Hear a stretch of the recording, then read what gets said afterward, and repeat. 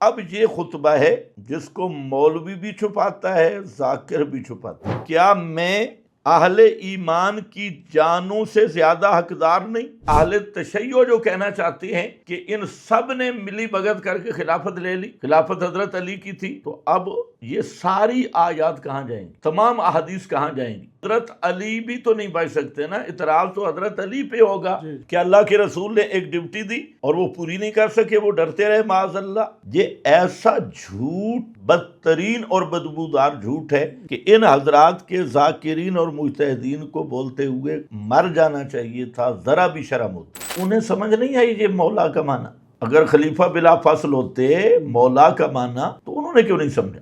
ہمارا مذہب، ہمارا عقیدہ کہ اہل بیت اور صحابہ کا قرآن بھی ایک ہے، اہل بیت اور صحابہ کا عمل بھی ایک ہے، دین بھی ایک ہے۔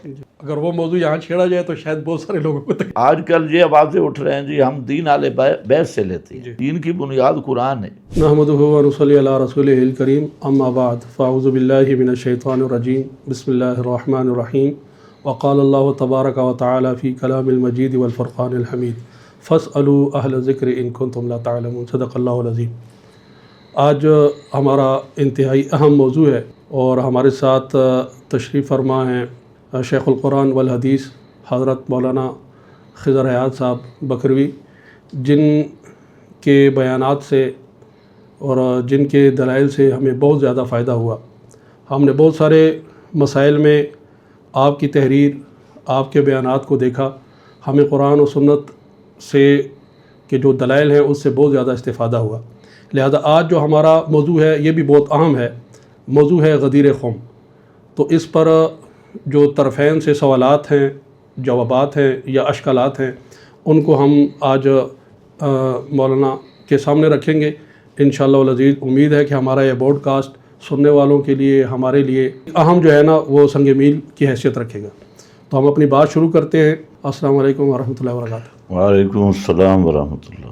مولانا ہم آپ کو خوش آمدید کہتے ہیں۔ بطور طالب علم ہمارے اس پر کچھ سوالات ہیں، انشاءاللہ العزیز ہم آپ کے سامنے رکھیں گے، تاکہ جو سوالات ہمارے دوستوں نے ہمیں دیے وہ بھی آپ کے سامنے رکھیں گے تاکہ اس کے تشفی جوابات آ جائیں۔ یہ جو غدیر خم ہوا، اس کا پس منظر کیا تھا، کیوں یہ پیش آیا؟ نحمدہ ونصلی ونسلم علی رسولہ الکریم، اما بعد۔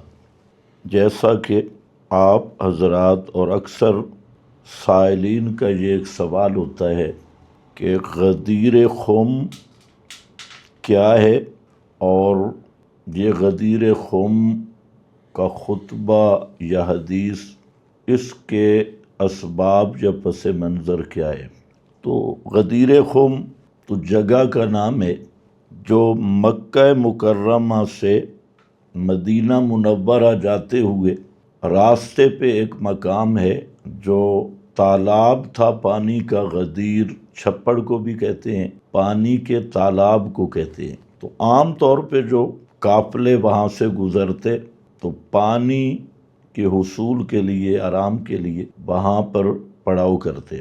تو مسئلہ پس منظر کے لحاظ سے ایک بات ذہن میں رکھنی چاہیے کہ جس طرح قرآن کریم کی بعض آیات ان کا ایک شان نزول ہے، پس منظر ہے، اسی طرح احادیث کے فہم کے لیے بھی احادیث کا ایک شان ورود ہے، اور وہی احادیث کا پس منظر ہے۔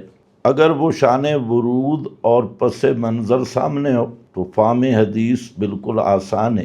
تو یہ جو خطبہ غدیر ہے یا واقع غدیر، اس کا پس منظر جو متعدد احادیث سے ثابت ہے وہ یہ ہے کہ حضرت علی المرتضیٰ رضی اللہ تعالی عنہ کو نبی کریم صلی اللہ علیہ وسلم نے یمن بھیجا، اور یمن کی مہم پر اور صحابہ کرام بھی گئے ہوئے تھے۔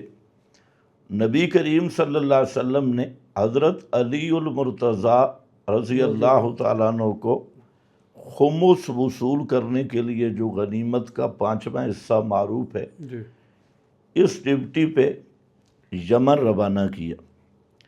وہاں یمن میں بعض ایسی باتیں حضرت علی المرتضیٰ رضی اللہ تعالی عنہ سے پیش آئیں کہ بعض صحابہ کرام کو حضرت علی سے ناراضگی ہوئی، ان کاموں کی وجہ سے، ان باتوں کی وجہ سے جو حقیقتاً صحیح تھی، لیکن جو حضرات اعتراض کیا جنہوں نے، تو ان کی نظر میں وہ باتیں بظاہر صحیح نہیں تھی۔ بخاری شریف میں اس واقعہ کی تفصیل آئی ہے، اور اسی طریقہ سے دیگر کتب میں بھی اس کی مفصل بحث ہے۔ ان میں مثلاً حضرت بریدہ تھے رضی اللہ تعالیٰ عنہ، تو حضرت علی رضی اللہ تعالی عنہ یمن میں خمس کے حصہ میں ایک لونڈی بھی آئی، تو خمس کے اس حصہ سے حضرت علی رضی اللہ تعالیٰ عنہ نے اس لونڈی کے ساتھ رات گزاری، صبح غسل کیا۔ تو اس پر بعض صحابہ کرام نے اعتراض کیا، اور اعتراض کا منشا یہ تھا کہ یہ خمس ہے اور یہ نبی کریم علیہ السلام تک جائے، اور آپ صلی اللہ علیہ وسلم پھر اس کی تقسیم کریں، تب تو وہ لونڈی وغیرہ کا معاملہ صحیح ہے۔ تو حضرت علی المرتضیٰ رضی اللہ تعالی عنہ نے یہاں بعض حصے میں تصرف کیا ہے، تو یہ حضرت بریدہ اور بعض دیگر صحابہ کے ذہن کے مطابق یہ کام صحیح نہیں تھا، اگرچہ واقعتاً صحیح تھا، تو ان کی نظر میں یہ صحیح نہیں تھا۔ تو اب اسی یمن ہی سے حضرت علی المرتضیٰ رضی اللہ تعالیٰ عنہ حج کی طرف تشریف لائے، یہ آخری حج تھا، اور وہی صحابہ کرام جو یمن میں حضرت علی کے ساتھ تھے وہ بھی تشریف لے آئے حج کے مقام پہ۔ تو حضرت علی نے بھی حج کیا، ان حضرات نے بھی حج کیا، اور یہ قافلہ جب واپس جا رہا تھا تو اسی مقام غدیر پر جب پڑاؤ ڈالا ہوا تھا قافلے نے، تو حضرت بریدہ رضی اللہ تعالی عنہ نے جو اپنا اشکال تھا، اعتراض تھا، وہ نبی کریم علیہ السلام کے سامنے پیش کیا۔ تو پھر آپ نے یہ بھی محسوس کیا کہ حضرت بریدہ نے بھی بات کی، اور وہاں دیگر صحابہ بھی موجود تھے، اور یہ غدیر خم کا مقام ایسی جگہ پہ ہے کہ جہاں سے شام اور یمن کے قافلے الگ ہو جاتے ہیں، تو یہ واقعات چونکہ یمن سے متعلق تھے، تو نبی کریم علیہ السلام نے حضرت علی المرتضیٰ رضی اللہ تعالیٰ عنہ کے متعلق جو غلط فہمیاں پیدا ہو گئی تھی، ان کا ازالہ کرنے کے لیے یہ خطبہ اس مقام پہ ارشاد فرمایا۔ تو اصل پس منظر اس خطبے کا حضرت علی المرتضیٰ کی صفائی پیش کرنا تھا، اور حضرت علی المرتضیٰ کے متعلق جو بعض غلط فہمیاں پھیل گئی تھی ان کا ازالہ تھا، اور اس کی وجہ یہ ہے کہ نبی کریم صلی اللہ علیہ وسلم کے ساتھ حضرت علی المرتضیٰ کی کئی قسم کی قرابت تھی، نسبی قرابت بھی تھی، دامادی رشتہ بھی تھا، اور پھر یہ ہے کہ حضرت علی رضی اللہ تعالیٰ عنہ نبی کریم علیہ السلام کی گود میں پرورش بھی حضرت علی نے پائی تھی۔ تو اب عام طور پہ آج بھی یہی ہوتا ہے ہمارے ماحول میں بھی، پہلے بھی، کہ عام لوگ یہ سمجھتے ہیں کہ جو قریبی لوگ ہوتے ہیں بڑی شخصیات کے، تو وہ ذاتی مفاد حاصل کرتے ہیں۔ تو حضرت علی پر یہ جو الزامات یا ان کے متعلق جو غلط فہمیاں تھیں، تو ان کا براہ راست تعلق رسول اللہ صلی اللہ علیہ وسلم کے ساتھ تھا۔ اگر حضرت علی کے متعلق یہ غلط فہمیاں عام ہو جاتی تو اس پر اعتراض رسول اللہ صلی اللہ علیہ وسلم پہ ہوتا، تو اس وجہ سے نبی کریم صلی اللہ علیہ وسلم نے ان غلط فہمیوں کا ازالہ فرما دیا، اور حضرت علی نے جو کچھ کیا تھا اس کی توثیق فرما دی۔ یہ اصل پس منظر ہے۔ بہت خوب، بہت خوب، آپ نے بڑے تفصیل کے ساتھ اس کا پس منظر پیش کیا۔ مولانا دوسرا سوال ہمارے جو طالب علم دوست ہیں وہ یہاں پر جو نبی علیہ السلام کے متعلق اللہ کے نبی نے ارشاد فرمایا من کنت مولاہ فعلی مولاہ. یہ کلمات ثابت شدہ کلمات ہیں حضرت علی کے لیے؟ یہ اہم سوال ہے. مسئلہ یہ ہے کہ جہاں آج ہمارے ماحول میں پوری بات نہیں کی جاتی، اگر آج پوری بات کر دی جائے تو جہاں پر بھی کئی غلط فہمیاں پھیلا دی گئی، اور اصل نقطہ یہی ہے کہ مکمل بات نہیں کی جاتی. اب یہ تو آپ سنیں گے خطبہ غدیر، خم غدیر، عید غدیر، تو اس طرح کے نعرے سنیں گے، لیکن سوال ہے کہ یہ حضرات جان بوجھ کر یا علم نہیں، تو اصل جو غدیر کا خطبہ ہے وہ تو سناتے ہی نہیں.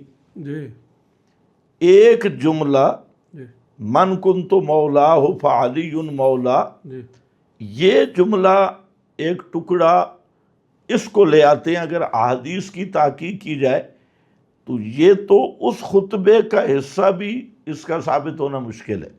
اچھا. تو اس جملہ کو تو مشہور کر دیا. اب عوام الناس سمجھتی ہے کہ غدیر کا خطبہ یہی تھا، حالانکہ غدیر کے خطبے کا جو پس منظر ہے وہ تو بخاری شریف میں موجود ہے، اور متعدد مقامات مسند احمد کے بھی، بخاری بھی، اور بھی دیگر کتب حدیث میں اس کی تفصیلی پس منظر موجود ہے. حضرت بریدہ کی جو بات میں نے کی ہے، چلو اس پہ میں حوالہ بھی دے دیتا ہوں. تو اصل میں اب جو بات آپ کے سامنے کرنا چاہتا ہوں، اور جو اس گفتگو کو سننے والے حضرات ہیں، تو ان سے میری گزارش یہ ہے کہ کبھی آپ علماء اور ان سکالرز سے مطالبہ کریں کہ وہ خطبہ تو ہمیں سنائیں، زبردست. وہ پورا خطبہ ہے کیا. تو یہ میرے پاس ہے مسلم شریف. مسلم شریف کی 1657 نمبر حدیث ہے. یہ مختصر مسلم ہے. ویسے جو صحیح مسلم مکمل ہے اس میں بھی یہ حدیث موجود ہے، تو اسی کا یہ اختصار ہے. تو 1657 نمبر حدیث، اس میں پورا پس منظر ہے. زید بن ارقم رضی اللہ تعالیٰ عنہ، یہ صحابی ہیں، اور ان سے بعض حضرات نے سوال کیا، تابعین نے، کہ آپ نے بہت کچھ خیر پائی، نبی کریم صلی اللہ علیہ وسلم کے ساتھ غزوات کیے، صلیت خلفہ، آپ نے نبی کریم علیہ السلام کے پیچھے نمازیں پڑھی، اور اسی طرح لقیتا یا زید خیرن کثیرہ، تو آپ کو نبی کریم علیہ السلام کی صحبت مبارکہ سے بہت کچھ خیر حاصل ہوئی، تو آپ ہمیں کوئی حدیث سنا دیں. یہ تابعین سوال کر رہے ہیں کہ ہمیں حدیث سنا دیں. تو حضرت زید ابن ارقم نے پہلے تو تھوڑی معذرت فرمائی، فرمایا یبن اخی واللہ ثم قال قام رسول اللہ صلی اللہ علیہ وسلم یوما فینا خطیبا بماء یدعا خما.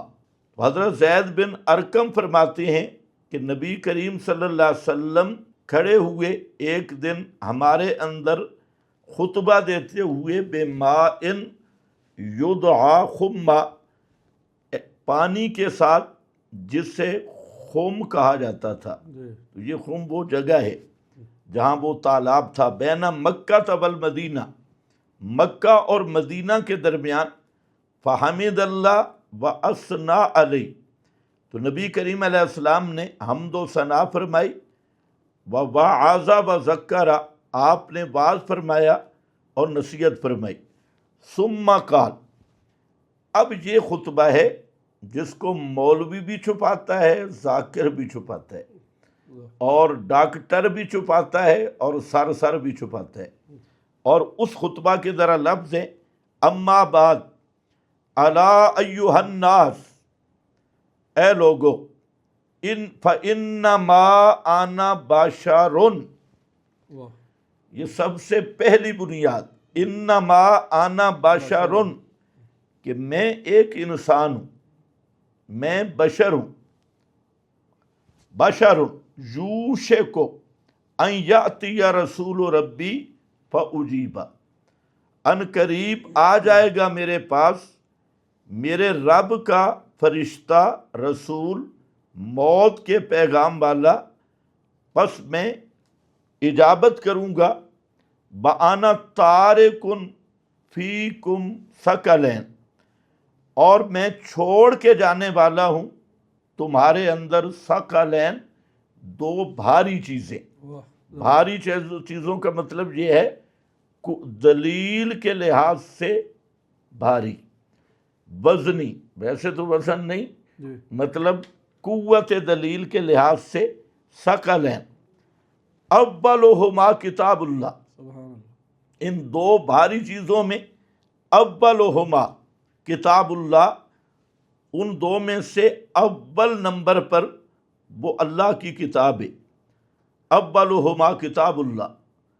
اب ذرا آپ غور کرتے ہیں کہ آج ملا ذاکر ڈاکٹر عید غدیر کا نام لیتا ہے لیکن خطبہ نہیں سناتا۔ خطبہ نہیں سنا۔ اگر خطبہ عید غدیر کا سنا دیا جائے تو سارے مسائل حل ہو جائیں گے۔ تو اب پہلا جو نقطہ آیا فَإِنَّمَا أَنَا بَشَرٌ، اور انما کلمہ حصر ہے، جی، جس میں نبی کریم علیہ السلام نے اپنی حقیقت بشری کو بیان کیا، جبکہ یہ جو دو قسم کے آج کے غداری کہہ لیں، غدیری کہہ لیں، جی، چاہے سبائی یا رضائی، جی، سبائی ہوں تب بھی رضائی ہو، پیغمبر کریم کی حقیقت بشری کے منکر ہیں، جی، اور رضائی بھی حقیقت بشری کے منکر ہیں، اور خطبہ غدیر کی پہلی ضرب منکرین حقیقت بشری پہ ہے بالکل، کہ میں اور ایھا الناس خطاب فرما رہے ہیں کہ اے لوگو، اور پھر کلمہ حصر کے ساتھ میں بشر ہوں، یوشک ان یاتی رسول ربی، تو بشر پہ موت آتی ہے بالکل، تو مجھ پہ بھی موت آئے گی، اور اس میں ذرا بھی ذوق اور فہم ہو تو اس میں یہ نقطہ بھی آ رہا ہے کہ مجھ پہ بھی موت بشر کی طرح آئے گی، ورنہ تمہید رکھنے کا کیا مطلب ہے انما انا بشر، تمہید رکھ کے فرمایا کہ مجھ پہ بھی موت آئے گی اور موت کا فرشتہ آئے گا، تو اب میں موت سے میں دنیا سے چلا جاؤں گا، تمہارے اندر دو چیزیں چھوڑ کے جا رہا ہوں، ثقلین، ثقل ہے، بھاری چیزیں، اولہما کتاب اللہ، ان میں اول حاکم وہ کتاب اللہ ہے، کتاب اللہ، بے شک، اولہما کتاب اللہ۔ آگے فرمایا فیہ الہدی والنور، فی ہے، علماء جانتے ہیں یہ تقدیم ہے، فی ہے، اور التقدیم جہاں پر آپ وہ ضابطہ علماء سے سنتے ہیں تقدیم ما حق تاخیر یفید الحصر والاختصاص، یہاں پر فی ہے، اسی میں الہدا ساری ہدایت بند ہے، والنور اور نری روشنی کتاب اللہ میں، فخذوا بکتاب اللہ، پس اللہ کی کتاب کو تھامو مضبوطی کے ساتھ، واستمسکوا بہ، اور کتاب اللہ استمساک تب ہے کہ مقابل کچھ لوگ ہوں، زور لگایا جائے، وہ ادھر زور لگائیں چھیننے کے لیے، آپ ادھر زور لگائیں، تو واستمسکوا بہ، اس پر چنگل لگاؤ اور جپھا مارو، فحث علی کتاب اللہ، تو نبی کریم علیہ السلام نے کتاب اللہ کی ترغیب بھی دی، ابھارا، برغبا، اور ترغیب دی اس میں، ثم قال، بس یہ ایک مضمون ختم ہوگی۔ اب یہاں یہ بات سمجھنی ہے کہ فرمایا تارکن فیکم ثقلین، دو سکل چھوڑ کے جا رہا ہوں، ایک سکل کتاب اللہ ہے جی اور اس کی عظمت بیان کی، اولہما پہلے نمبر کی دلیل، اور سارے دلائل سے وزنی دلیل، بالفاظ دیگر حاکم کتاب ساری کتابوں ساری پر، کتابوں تو وہ قرآن ہے، بے شک اور یہی ہدایت کا منبع اور نور کا منبع اور ماخذ ہے۔ آگے پھر ترغیب دی، لیکن دوسری کون سی چیز ہے جو ماخذ شریعت ہو، جی شریعت کا ماخذ؟ تو اب دوسری احادیث میں اس کی وضاحت آئی۔ زید بن ارقم جو کہہ رہے تھے نا کہ مجھے تھوڑی سی بھول ہوئی ہے، تو جہاں ایک سکل ذکر کیا ہے دوسرا نہیں کیا، جی دوسرا سکل دوسری احادیث میں آتا ہے جہاں شیعہ راوی ہیں تو انہوں نے اطراتی بڑھا دی ہے، اور جہاں صحیح روایت ہے تو وہاں ہے سنت نبی، یہی سنت نبی، بے شک سنت نبی ہے۔ تو ماخذ شریعت قرآن، یہ حدیث غدیر اور خطبہ غدیر ہے، جی اور اول نمبر پہ قرآن ہے۔ سبحان اللہ، اب جس پارٹی کا عقیدہ یہ ہے کہ یہ قرآن اصلی ہے ہی نہیں، جی وہ کس منہ سے غدیر کا خطبہ پڑھتے ہیں؟ بے شک وہ قرآن کہاں ہے؟ جی کس نے وہ قرآن جمع کیا؟ کیونکہ اس پر تو اتفاق ہے جو ہمارے پاس قرآن ہے تو یہ صحابہ کرام کا دیا ہوا ہے۔ تو اب سوال ہے، کہتے ہیں حضرت علی رضی اللہ تعالیٰ عنہ نے قرآن کو الگ جمع کیا تھا، تو اب سوال یہ ہے کہ وہ قرآن کہاں ہے؟ بے شک حضرت علی والا قرآن کہاں ہے؟ جی یہاں آ کر ایک دھوکہ دیتے ہیں، دیکھو جی ہم دین اہل بیت سے لیتے ہیں، تو ہمارا سوال ہے قرآن کس سے لیے؟ جی بالکل، کہا یہ جاتا ہے کہ دین ہم اہل بیت سے لیتے جی ہیں، جی فہم اہل بیت سے لیتے ہیں، تو ہمارا سوال ہے فہم تم اہل بیت سے لیتے ہو تو قرآن کس سے لیے؟ بہت اچھا، قرآن صحابہ سے لے لیا، جی عثمان جی اور حضرت فاروق اعظم، جی حضرت صدیق اکبر، ان صحابہ سے قرآن لیا، اور دعویٰ یہ ہے کہ ہم دین اہل بیت سے لیتے ہیں، تو یہ دعویٰ ادھر ہی ایکسیڈنٹ میں ختم ہو جاتا ہے۔ اگر ایک ہی سوال آپ کر لیں جی کہ دین کا ماخذ تو قرآن ہے، اور قرآن جو حضرت علی نے جمع کیا تھا وہ کہاں ہے؟ بالکل، تو اب قرآن صحابہ والا اور فہم کس والا؟ فہم ان کا اپنا ہے، اماموں کا بھی نام بدنام کرتے ہیں، ان کا اپنا فہم ہے، جی اس پہ بات الگ ہوگی۔ تو بہرحال حدیث غدیر یا خطبہ غدیر میں قرآن کی ترغیب دی گئی۔ جی اچھا، اب سمجھنے والی بات ہے، اگر قرآن کسی غار میں ہے تو آپ کس کے بارے میں فرما رہے تھے خُذُوا بِکتاب اللہ واہ، وَاسْتَمْسِکُوا؟ جی اگر وہ قرآن ادھر ہے ہی نہیں جی اور وہ کوئی امام چوری کر کے لے گیا اور چھپایا ہوا ہے، تو امت 1300 سال سے خالی ہے قرآن سے، تو آپ نے کس چیز کا حکم دیا؟ خُذُوا واہ، زبردست، وَاسْتَمْسِکُوا، یعنی ایسی چیز جو امت کو دیکھنا بھی نصیب نہیں ہوئی، اس کو پکڑو۔ تو بہرحال یہ پہلی بات۔ دوسری ہے سنت و نبی، یہی آگے جو آپ نے فرمایا ثم قال۔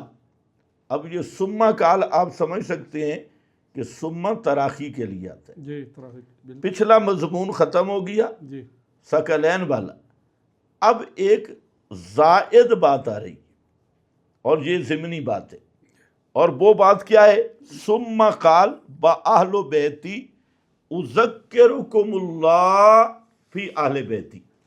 یہ 3 دفعہ آپ نے فرمایا اذکرکم اللہ فی اہل بیتی، کہ میرے اہل بیت میں تمہیں اللہ سے ڈراتا ہوں اہل بیت کے معاملہ میں، کہ ان کا احترام کرنا، ان کے حق میں افراط اور تفریط نہ کرنا، بے شک، غلوب بھی نہ کرنا افراط و تفریط، کہ انہیں معبود بنا لو، اور بے ادب بھی نہیں بن جانا، ان کے حقوق کو پامال بھی نہیں کرنا، اور ان کو اللہ کا شریک بھی نہیں بنانا۔ اذکرکم اللہ، اس کا مطلب ہی یہ ہے کہ میرے آل بیت کے متعلق اللہ سے ڈرنا، سبحان، نہ حد سے بڑھنا جی نہ ان کے حق میں تفرید کرنا، دونوں طرح سے آپ نے ڈرایا۔ اور یہ ایسے ہے جیسے آپ نے فرمایا اللہ اللہ فی اصحابی، بالکل دونوں کا ایک ہی مضمون ہے۔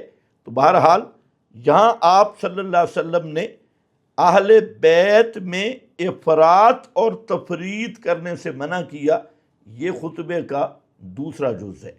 مسلم شریف میں اتنی خطبہ ہے۔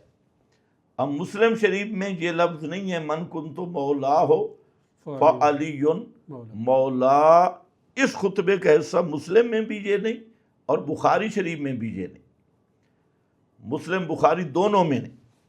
اب اس کے بعد آگے چلے کہ یہ خطبہ مسند احمد میں اور دیگر کتب حدیث میں یہ کلمات من کنت مولا ہو فعلی مولا، اچھا اس میں جو متقدمین علماء ہیں اور بعض محققین، تو ان کے نزدیک یہ الفاظ محفوظ ہی نہیں۔ خطبہ وہی ہے جو مسلم شریف میں آ چکا ہے، حضرت زید بن ارقم، اور یہی وجہ معلوم ہوتی ہے کہ امام بخاری رحمۃ اللہ علیہ نے جو اس خطبہ غدیر کا پس منظر اور سبب تھا حدیث بریدہ، اس کو تو امام نے بیان کیا، لیکن ان الفاظ کو امام بخاری نہیں لایا۔ اچھا امام مسلم نے حضرت زید بن ارقم کے حوالے سے حدیث تو بیان کر دی، خطبہ بھی بیان کیا۔ خطبہ کے اندر من کنت مولا ہو فعلی مولا، تو اتنی یہ کلمات نہیں ذکر کیے، تو اتنی بات تو کنفرم ہے کہ یہ جو جملہ ہے یہ بخاری اور مسلم کے معیار پر پورا صحیح نہیں اترتا، بخاری اور مسلم کے معیار کا نہیں ہے۔ اور یہی وجہ ہے کہ امام ذیلی بڑے محقق عالم ہیں، تو امام ذیلی نے نصب الرایہ میں ایک وہ ضابطہ کہ لوگ کہتے ہیں کثرت طرق سے حدیث ضعیف سے درجہ حسن کو پہنچ جاتی ہے، تو یہ ایک عام طور پہ ضابطہ بیان کرتے ہیں۔ تو امام ذیلی نے اس ضابطہ پر رد کیا اور مثال کے طور پہ یہی لفظ ذکر کیے من کنت مولا فعلی مولا، تو امام ذیلی فرماتے ہیں کہ یہ کثرت طرق تو ہے، لیکن کثرت طرق نے اس حدیث کے حسن ہونے کا درجہ نہیں دیا، بلکہ یہ اسی طرح ضعیف ہے، اس کو بطور مثال کے پیش کیا۔ تو خیر بہرحال علامہ البانی اور آج کل کے کچھ حضرات وہ اس جملے کو ثابت مانتی، کچھ درجہ حسن اور کچھ حضرات صحیح۔ تو علی وجہ تسلیم، یہ تو میں نے ویسے فنی بات کی ہے کہ پہلے علماء میں سے بعض حضرات نے ان کلمات کو ثابت ہی نہیں مانا، لیکن یہاں پر مسند احمد میں حدیث جو آئی ہے یہ ذرا سنیں، یہ اس کے راوی ہیں حضرت عبداللہ ابن عباس رضی اللہ تعالیٰ عنہ، جو خود اہل بیت کے افراد میں سے ہیں، یعنی حضرت عباس کے بیٹے ہیں، نبی کریم علیہ السلام کے چچا کے بیٹے۔ تو وہ حضرت بریدہ سے نقل کر رہے ہیں، قال غزوت مع علی، حضرت بریدہ کہتے ہیں کہ میں نے حضرت علی کے ساتھ جہاد کیا، الیمن فرأیت منہ جفوۃ، میں نے حضرت علی سے کچھ قابل اعتراض چیزیں دیکھی، مرادی معنی کر رہا ہوں۔ فلما قدمت علی رسول اللہ صلی اللہ علیہ وسلم ذکرت علی، جب ہم واپس آئے تو میں نے حضرت علی رضی اللہ تعالی عنہ کی بات آپ کے سامنے ذکر کی، اور آگے فرماتے ہیں فَتَنَكَّسْتُهُ، میں نے حضرت علی کی تنقیص کی۔ حضرت بریدہ یعنی صحابہ کرام بالکل صاف دل لوگ تھے، یہ نہیں کہ دل میں کچھ اور ہو زبان پہ کچھ اور ہو، نہیں، فرماتے ہیں کہ تنقصتہ فرأیت وجہ رسول اللہ صلی اللہ علیہ وسلم یتغیر، جب میں نے حضرت علی کے خلاف کچھ باتیں کی، وہ کون سی باتیں تھی؟ وہ جو پس منظر میں نے بتایا، باندی والا وہ باندی کا واقعہ اور صبح غسل کرنے والا اور وہ چیز، تو فرماتے ہیں کہ یتغیر، نبی کریم علیہ السلام کا چہرہ انور غصہ کی وجہ سے متغیر ہوا، اور آپ صلی اللہ علیہ وسلم کو جب غصہ آتا تو آپ کے چہرہ انور اس طرح دمکتا تھا، چمکتا تھا، جیسے کسی نے آپ کے چہرہ انور پہ انار انڈیل دیا۔ یتغیر، فقال یا بریدہ، تو نبی کریم علیہ السلام نے فرمایا یا بریدہ الست اولا بالمؤمنین من انفسہم، کیا میں اہل ایمان کی جانوں سے زیادہ حقدار نہیں؟ بے شک، یہ تمہیدی کلمہ تھا۔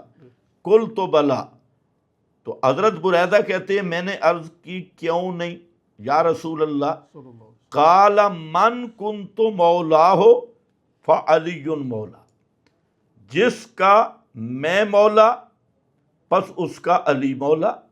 من کنت مولا ہو، اس کا ترجمہ میں کرتا ہوں فعلی، تو یہ کلمات کا، لیکن جہاں ایک بات سمجھے، اس حدیث یہ مسند احمد میں ہے اور اسنادہ صحیح علی شرط شیخین، جی، یہ مسند احمد کا محقق خود کہہ رہے ہیں کہ اس کی سند صحیح ہے، اور بخاری اور مسلم کی شرط پر یہ روایت جو الرسالہ کا محقق ہے تو علامہ شعیب۔ تو خیر بہرحال یہاں پر ایک بات سمجھنے والی ہے کہ اس حدیث سے پتہ چلتا ہے کہ شکایت بھی کس نے کی تھی؟ حضرت بریدہ نے، جی پس منظر بھی آ گیا، جی جی، اور آپ یہ کلمات فرما بھی کس کو رہے ہیں؟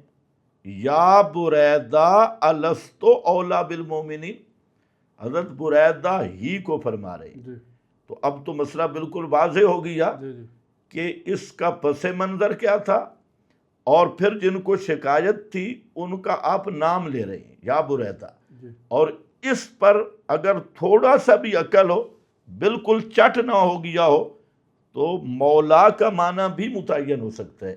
پس منظر کو سامنے رکھتے ہوئے آگے اگر آپ دیکھیں تو مولا کا معنی متعین ہے۔ تو من کن تو مولا فعلی مولا، دوسرا نقطہ جہاں کہ وہ وہاں خطبہ ہے زید بن ارقم کی حدیث میں جی جو مسلم میں، جی جی، یہاں یہ لگ رہا ہے کہ حضرت بریدہ نے جب شکایت کی تو جس مجلس میں آپ تشریف فرما تھے وہاں جا بریدہ کہہ کر حضرت بریدہ کا ازالہ بہم کر دیا، اور ممکن یہ ہے کہ بعد میں آپ نے خطبہ میں بھی یہی کلمات کہہ دیے ہوں، لیکن جہاں خطبے کی بات نہیں ہے، خطبے کی بات مسلم میں ہے، مسلم میں، اور مسلم کے کلمات آپ پڑھ چکے ہیں۔ جی جی، اور یہ بھی ذہن میں رکھیں کہ حدیث سمجھنے کے لیے سب سے بہترین طریقہ کہ حدیث کے سارے طرق سامنے رکھے جائیں، صرف ایک نمبر سے حدیث حل نہیں ہوتی، سارے نمبر سامنے رکھ کے دیانتداری سے اس کا نتیجہ اخذ کیا جائے۔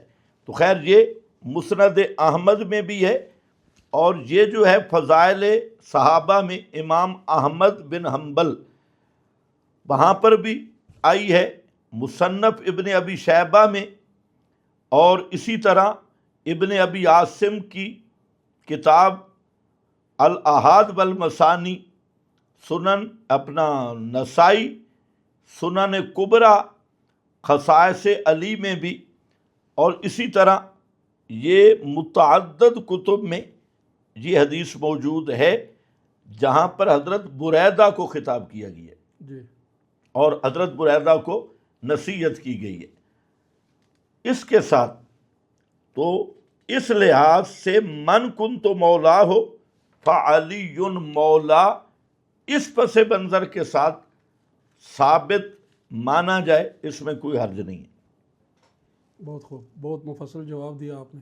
مسلم کے جو روایت اس کو الگ کیا اور مسند کی روایت کو الگ کیا، اور سمجھنے میں بہت آسانی ہوئی۔ جی مسلم میں خطبہ آ جی گئی، مسلم میں خطبہ آ گیا، اس میں یہ کلمات نہیں، اس میں کلمات نہیں، بالکل۔ اور جہاں حضرت بریدہ کو جو اشکال تھا الگ سمجھایا گیا ہے۔ آپ کے ساتھ جو عمرہ کیا اس میں ہم غدیر خم آپ کے ساتھ گئے، آپ خطبہ پڑھ رہے تھے تو ہمارے ساتھ وہ سارا جو منظر تھا وہ سب بالکل آنکھوں کے سامنے تھا۔ ماشاء اللہ۔ اچھا مولانا، یہ دوسرا سوال ہے، جو لفظ مولا ہے اس کے مختلف معنی ہیں، تو بعض لوگوں نے دوست معنی بھی لیا، بعض جو یہاں پر خاص ہے لفظ مولا حضرت علی کے لیے، اس کی کیا وجہ ہے؟ اور مسئلہ یہ ہے کہ مولا کا لفظ جو ہے یہ مشترک ہے۔ جی مشترک لفظ وہ ہوتا ہے جس کے متعدد معنی ہوتے ہیں، دو یا دو سے زائد۔ مشترک کا قانون اور ضابطہ یہ ہے کہ جب تک کوئی معنی ترجیح نہیں پائے گا تو اس سے استدلال نہیں ہو سکتا، اور جب ایک معنی ترجیح پا جائے گا تو اسے مؤول کہیں گے۔ جی اب مؤول کا حکم یا وہ ایک بحث لمبی ہے۔ مسئلہ یہ ہے کہ مولا کے لفظ سے اہل تشیع حضرات نے حضرت علی المرتضیٰ رضی اللہ تعالیٰ عنہ کے لیے خلافت اور امامت بلا فاصل ثابت کرنے کی ناکام کوشش کی۔ جی حالانکہ دیانتداری کی بات یہ ہے کہ امامت یا خلافت کا مسئلہ اہل تشیع کے ہاں تمام عقائد سے اہم ہے، تمام عقائد سے اہم ہے اور اصول دین میں سے ہے۔ اور جب ایک مسئلہ اصول دین میں سے ہے تو اس کے لیے اہل سنت بھی اور اہل تشیع بھی دونوں اس بات پہ متفق ہیں کہ اصول دین جس کو ہم عقائد کہتے ہیں تو اس کے لیے دلیل قطعی و ثبوت بھی درکار ہے جی اور قطعی و دلالت بھی۔ جی قطعی و ثبوت کا معنی یعنی قرآن پورا قطعی و ثبوت ہے، جی اور احادیث میں حدیث متواتر، جی خبر واحد چاہے بخاری مسلم میں ہو اور جتنی بھی صحیح ہو تو اہل سنت بھی متفق ہیں، اہل تشیع بھی اس قانون کو مانتی ہیں جی بالکل کہ قطعی و ثبوت بھی ہوگا اور قطعی و دلالت۔ قطعی و دلالت کا مطلب کہ اس آیت کا یا حدیث کا ایک ہی معنی بن رہا ہو جو صریح لفظ سے سمجھ آئے، یہ نہیں کہ اس میں کوئی گول مول بات ہو یا احتمال ہو۔ جہاں احتمال آئے گا، گول مول باتیں شروع ہو جائیں گی، تو یہ بات فریقین کہ ہم متعین ہے کہ اس سے عقیدہ ثابت نہیں ہوتا، جی اصول دین ثابت نہیں ہوتا، اور پھر اس سے اصول دین تو ثابت ہی نہیں ہوتا۔ اور اس روایت کو لے کر وہ جو پورے دین کو گرانے کی کوشش ہو رہی ہے، جی ایک تو ہے نا اصول دین کا اثبات، جی جی اور روافض جو معنی کرتے ہیں اہل تشیع تو یہ پورے دین کو گرانے کی بات کرتے ہیں، جی اور بات یہ کرتے ہیں کہ اس حدیث میں حضرت علی المرتضیٰ رضی اللہ تعالیٰ عنہ کو خلیفہ نامزد کر دیا گیا اور بعد میں یہ خلافت چھین لی گئی۔ لیکن سوال یہ ہے کہ اگر یہ من جانب اللہ خلیفہ کا تقرر ہو گیا جی تو میری بات ذرا غور سے سننا ہے، اس طرف اکثر لوگوں کا دھیان نہیں جاتا۔ تو اب سوال دو بنیں گے، ایک یہ کہ صحابہ کے نام پہ سوال کیا جائے، دوسرا یہ ہے کہ خود حضرت علی پہ سوال ہو کہ جب رسول اللہ صلی اللہ علیہ وسلم نے آپ یعنی حضرت علی المرتضیٰ رضی اللہ تعالیٰ عنہ کو نامزد کر دیا خلیفہ بقول اہل تشیع کے، اور رسول اللہ کی نامزدگی کے بعد اب حضرت علی خلیفہ نہ بنے اور مقرر کردہ اللہ کی طرف سے رسول کی طرف سے مقرر کردہ خلیفہ وہ ڈر جائے معاذ اللہ اور 25 سال تک ڈرتا رہے جی رات دن، اور دوسرے خلفاء راشدین جو دوسرے حضرت ابو بکر صدیق، حضرت فاروق، حضرت عثمان، ان کے پیچھے نمازیں پڑھیں، ان کی بیعت کرے، ان کے قانون کو مانے جی اور اسی قانون کے تحت 25 سال تک زندگی گزارے، جی تو ان پہ سوال اتنا نہیں ہوگا، سوال تو حضرت علی پہ بنے گا، جی اور اعتراض حضرت علی پہ بنے گا کہ پیغمبر کی دی ہوئی ڈیوٹی آخر سنبھالی کیوں نہیں؟ کیوں نہیں سمجھ، بالکل تو اس لیے جب ان کو ویسے نہیں مانتے جی صحابہ کرام پر، جن پر دیکھیں یہ کوئی معمولی مسئلہ نہیں ہے کہ صحابہ پر غصب کا الزام جی اور حضرت علی المرتضیٰ پر بزدلی کا الزام۔ اب صحابہ نے غصب کیا، ظلم کا الزام، حالانکہ یہ کون لوگ تھے؟ یہ کوئی پاکستان کی اسمبلی نہیں تھی، یہ وہ لوگ تھے کہ جن کو قرآن نے اولئک ہم الراشدون کہا ہے، بے شک حبب الیکم الایمان کہا ہے، بے شک جن کو قرآن نے اولئک حزب اللہ کہا، اللہ کا بے شک اور یہ وہ خدائی لشکر تھا، اللہ کی فوج تھی جس پر اللہ کو بھی اعتماد ہے، رسول کو بھی اعتماد ہے۔ تو اب سوال یہ ہے کہ اہل تشیع جو کہنا چاہتے ہیں کہ ان سب نے ملی بھگت کر کے خلافت لے لی، خلافت حضرت علی کی تھی، جی تو اب یہ ساری آیات کہاں جائیں گی؟ تمام احادیث کہاں جائیں گی؟ اور پھر حضرت علی بھی تو نہیں بچ سکتے نا، اعتراض تو حضرت علی پہ ہوگا جی جی بالکل کہ اللہ کے رسول نے ایک ڈیوٹی دی اور وہ پوری نہیں کر سکے، وہ ڈرتے رہے معاذ اللہ، اور ان پہ بزدلی کا الزام۔ تو اس لیے اس میں معنی کوئی بھی کر لو، خلیفہ بلا فاصل والا معنی کرنا پورے دین کو جڑ سے کاٹنا ہے۔ بے شک باقی معنی کیا ہے؟ تو معنی آسان ہے۔ مولا کا معنی جو ہے من کنت مولا ہو فعلی مولا ہو۔ اب ذرا سمجھے، اس حدیث کے ایک اگلا جملہ بھی نقل ہوا ہے، کئی مقام پہ حضرات نے اسے نقل کیا، اور اس کو ساتھ ملانے سے معنی بالکل واضح ہو جائے گا، اور مولا کا معنی بھی وہ بالکل صاف واضح ہو جائے گا۔ یہ لفظ آ رہے ہیں مسند احمد میں 19,279 نمبر حدیث ہے۔ اس میں فرماتے ہیں کہ اللہم وال من والا ہو بعاد من آذا ہو، اللہم وال من والا ہو بعاد من آذا ہو۔ اب اس جملہ کو اب ذرا دیکھ لیں، تو یہ جملہ خود متعین کر رہا ہے کہ مولا کا کیا معنی ہے۔ تو مولا کا معنی جہاں کیا ہے؟ محبوب، محبوب محبت سے، کیونکہ آگے کیا آ رہا ہے؟ عاد من آذا ہو، دشمنی، عداوت، اس کے مقابلہ میں والے، مولا کا معنی آ رہا ہے۔ تو مطلب کیا ہے؟ اگلے جملہ نے خود یہ معنی متعین کر دیا۔ تو اس کے 3 معنی ہیں جو صحیح ہیں۔ ایک یہ من کنتو، مولا کا معنی من کنتو اتولا ہو فعلی یتولا ہو، من کنتو اتولا ہو فعلی یتولا ہو۔ کیا معنی؟ من کنتو احبہ فعلی یحبہ، کہ جو جس سے میں پیار کرتا ہوں اس سے علی پیار کرتا ہے، جس سے میں پیار کرتا ہوں اس سے علی پیار کرتا ہے۔ میرے پیاروں کے ساتھ علی کا بھی پیار ہے، یہ ذرا معنی سمجھنا ہے۔ میرے پیاروں کے ساتھ علی کا بھی پیار ہے۔ میرا پیارا ابو بکر صدیق ہے، علی کو بھی ابو بکر پیارا ہے۔ میرا پیارا حضرت عمر ہے، علی کو بھی پیارا حضرت عمر ہے۔ میرا پیارا عثمان ہے، علی کا پیارا بھی عثمان ہے۔ تو جو میرے پیارے ہیں ان سے علی بھی پیار کرتا ہے۔ تو یہ ایک معنی ہے اور بالکل صحیح۔ دوسرا معنی شارحین حدیث نے کیا کہ من یتولانی فعلی یتولہ، کہ جو مجھ سے محبت کرتا ہے علی اس سے محبت کرتا ہے، جو مجھ سے پیار کرتا ہے علی اس سے پیار کرتا ہے۔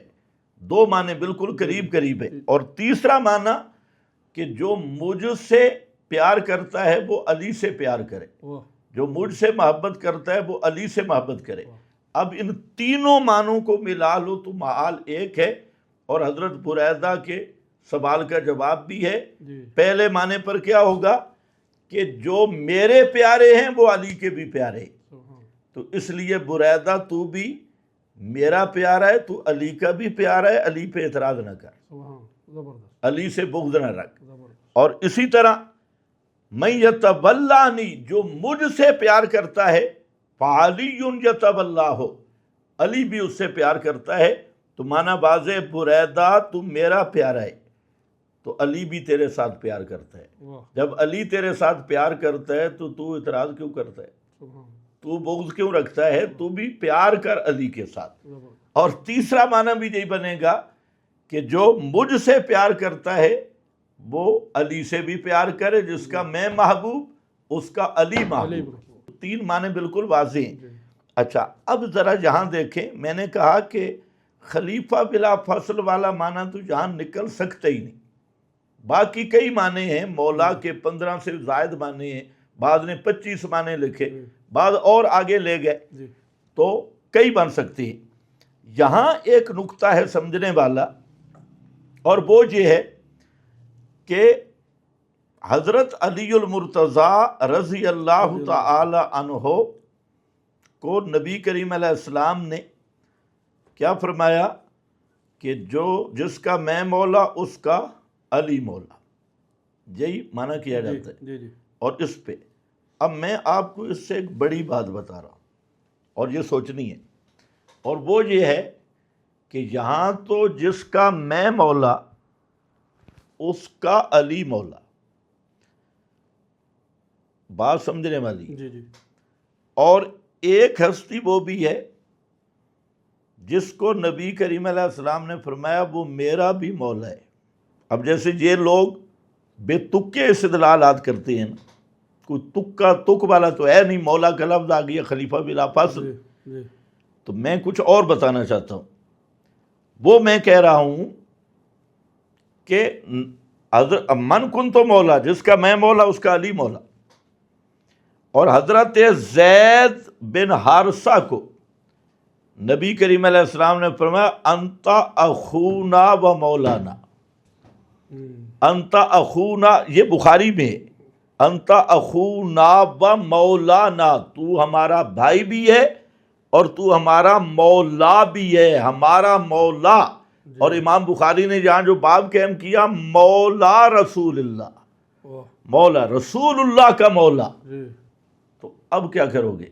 یہ اگر بے تکے استدلال کرنے نا لفظ مولا سے، تو پھر تو حضرت زید بن حارثہ خلیفہ بلا فصل ہونا چاہیے۔ یا اگر تفضیل علی پر، جیسے آج کل رضا خانیوں نے بات چھیڑی ہے تفضیل علی کی اور اس روایت کو پیش کر رہے ہیں، حالانکہ ان جاہلوں کو یہ بھی نہیں پتا کہ ایک فضیلت ہے ایک تفضیل ہے، دونوں کا فرق ہے۔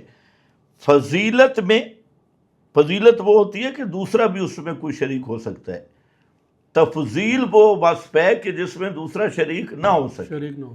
جیسے نبوت تو سب انبیاء میں برحق ہے، لیکن ختم نبوت ایک ایسی شان ہے کہ یہ صرف حضرت محمد الرسول اللہ صلی اللہ علیہ وسلم کا اعزاز ہے۔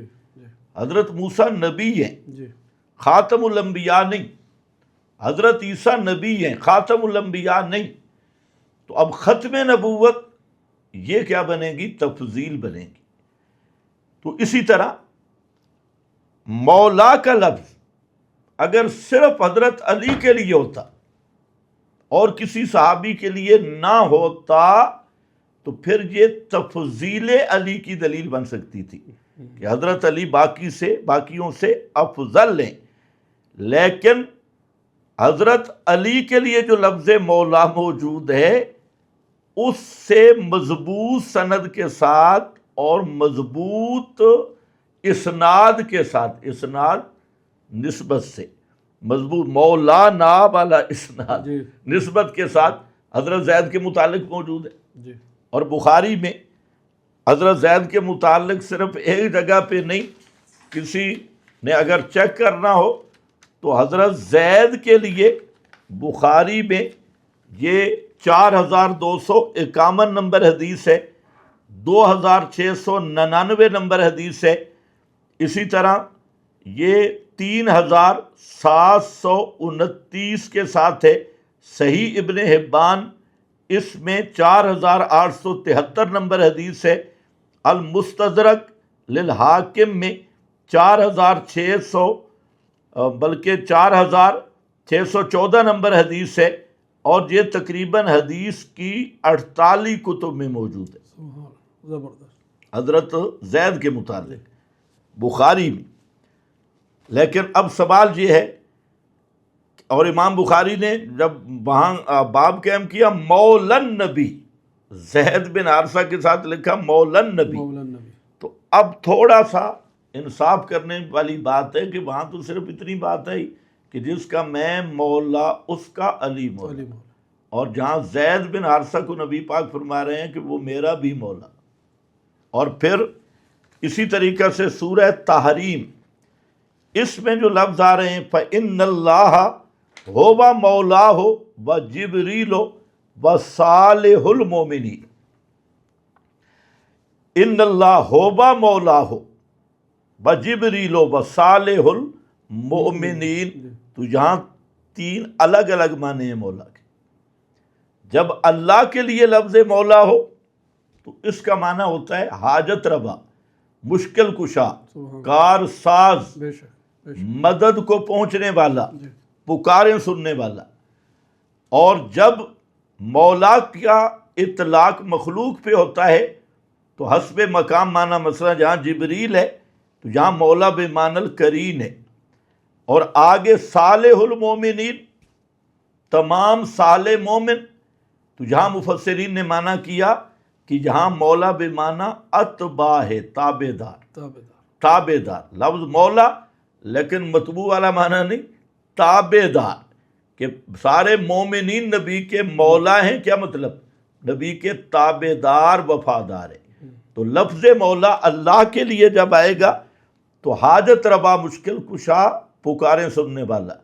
اور یہ معنی اگر حضرت نبی پاک کے لیے بھی لیا جائے، حضرت علی کے لیے، تو یہ خالصتاً کفر بھی ہے اور شرک بھی ہے. اور اس معنی کے لحاظ سے قرآن میں حصر موجود ہے. سورہ بقرہ کے آخر میں کیا ہے؟ انت مولانا فانصرنا، انت مولانا، بالکل انت حصر ہے، تو ہی ہمارے مولا ہے. اور اسی معنی پہ سورہ یہ محمد میں فرمایا ذالک بأن اللہ مولا الذین آمنوا وأن الکافرین لا مولا لہم، کہ اللہ مومنوں کا مولا اللہ ہے اور کافروں کا کوئی مولا نہیں. تو مطلب کیا ہے؟ کافر جن کو سمجھتے ہیں مشرکین کہ یہ بابا بھی حاجت روا، یہ بابا بھی مشکل کشا، وہ ان کے حاجت روا مشکل کشا نہیں، وہ ان کا صرف ظام اور گمان ہے. اور مومن سمجھتے ہیں کہ ہمارا حاجت روا مشکل کشا اللہ ہے، تو اللہ واقعی حاجت روا بھی ہے اور مشکل کشا بھی. اچھا، اسی طرح بخاری میں وہ حدیث ہے جس میں جنگ احد کے اختتام پہ ابو سفیان نے نعرہ لگایا تھا، ابھی تک وہ مسلمان نہیں ہوئے تھے. تو اس میں اس نے کہا اعلو حبل، تو نبی کریم علیہ السلام نے اب فرمایا کہ جواب دو. پہلے اس نے کہا این محمد، پہلا نعرہ این محمد، محمد کہاں ہے؟ تو صحابہ جواب دے رہے ہیں، حضرت فاروق اعظم، آپ نے فرمایا ٹھہر جاؤ، جواب نہ دے. اس نے بعد میں کیا کہا؟ این ابو بکر. اچھا مولانا، یہ بھی سمجھنے والی بات ہے کہ مشرکین کو بھی پتا تھا کہ محمد کے بعد ابو بکر ہے. واہ، زبردست. اس نے بھی این علی نہیں کہا، این ابو بکر. پھر جواب دینے کے لیے کہہ رہے، انہوں نے کہا این عمر، عمر کہاں ہے؟ فرمایا جواب نہیں. اس نے کہا اعلو حبل، حبل بابا زندہ باد، یہ حابیل شہید کے نام کا مجسمہ تھا اور اس نے ہماری مدد کی. اب آپ نے فرمایا جواب دو اور کہو اللہ اعلی و اجل. سبحان اللہ، زبردست. تو ابو سفیان نے کہا لنا عزا بلا عزا لکم، ہماری مددگار، کار سال، پکاریں سننے والی عزا فقیر نہیں ہے، یہ فقیر نہیں کا دربار ہے، اور تمہارا حاجت روا مشکل کشا کوئی نہیں ہے، تم عزا کو نہیں مانتے. اور ان کا نظریہ تھا کہ براہ راست پھر سیڑھی لگانی پڑتی ہے. تو ہماری حاجت روا مشکل کشا عزا ہے، لا عزا، اور لنا عزا ولا عزا لکم. تو آگے سے فاروق اعظم نے جواب دیا نبی کریم علیہ السلام کی تلقین پر کہ لنا مولا ولا مولا لکم، ہمارا مولا اللہ ہے اور تمہارا کوئی مولا نہیں. نہیں. تو اللہ پر جب مولا کا اطلاق ہوگا تو کارساز والا معنی ہے، کارساز والا. حاجت روا، پکارے سننے والا. اور جب مومنین پہ مولا کا اطلاق ہوگا تو اس کا معنی تابع دار ہوگا، وفادار، وفا شعار اور متبع. جیسے جہاں سورہ تحریم آیت نمبر 4 میں صالح المومنین کی بات آئی. تو جہاں جب حضرت علی کی شکایات ہو رہی تھی وہاں لفظ مولا تو وہ محبوب کے معنی میں ہوگا، اور اس کے 3 معنی میں نے آپ کو آپ کے سامنے ذکر کر دیے. مولانا آپ سے سوال چھوٹا سوال تھا، مگر اس کا جو جواب جو مفصل آیا ہے بہت فائدہ ہوا، اس سے بہت کچھ سیکھنے کو ملا. ہم اسی کڑی کو مولانا تھوڑا آگے لے جاتے ہیں جی. کیونکہ بات قرآن کی بھی بیچ میں چلی ہے اور پس منظر میں بھی قرآن کا ذکر آیا ہے. تو ایک سوال اور ہے جو طلباء کی طرف سے آیا ہے. کہتے ہیں بعض لوگ دعویٰ کرتے ہیں کہ آیت تبلیغ اور آیت اکمال، الیوم اکملت لکم دینکم واتممت علیکم نعمتی، یہ کہتے ہیں کہ یہ غدیر کے موقع پر نازل ہوئی ہے. یہ بعض افراد کی طرف سے طلباء نے یہ سوال کیا ہے. اشارہ یہ ہے کہ شیعہ حضرات جو ہے نا وہ اس بات کو زیادہ بیان کرتے ہیں. جی بالکل. اصل میں جو نفس واقعہ تھا جی اس کا پس منظر وہ آپ نے سن لیا، وہ اتنی بات تھی. اب اہل تشیع کے پاس چونکہ اپنے ایک اصولی مسئلہ جو اصل الاصول ہے امامت والا، جی اس پر دلیل قرآن میں تو ویسے نہیں، حدیث میں بھی نہیں، اور عقل فطرت کے بھی خلاف مسئلہ ہے. جی اب انہوں نے اسی واقعہ غدیر میں رنگ بھرے جی اور بڑی کوشش کی، جی اور یہاں تک کہہ دیا کہ 3 دفعہ جبریل آیا حجۃ الوداع میں، کہا اب اعلان کرو. تو نبی کریم علیہ السلام ڈر گئے معاذ اللہ. توبہ. تو جب آخری دفعہ جبریل آیا تو اس نے کہا کہ اب اعلان کر، ورنہ ان لم تفعل فما بلغت رسالتہ. تو اب علی کی خلافت کا اعلان کر. تو یہ آیت نازل ہوئی، یعنی خطبہ سے پہلے.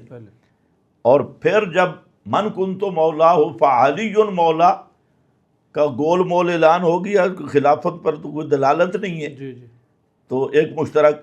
تو پھر آیت نازل ہوئی الیوم اکملت لکم دینکم، آج دین مکمل ہو.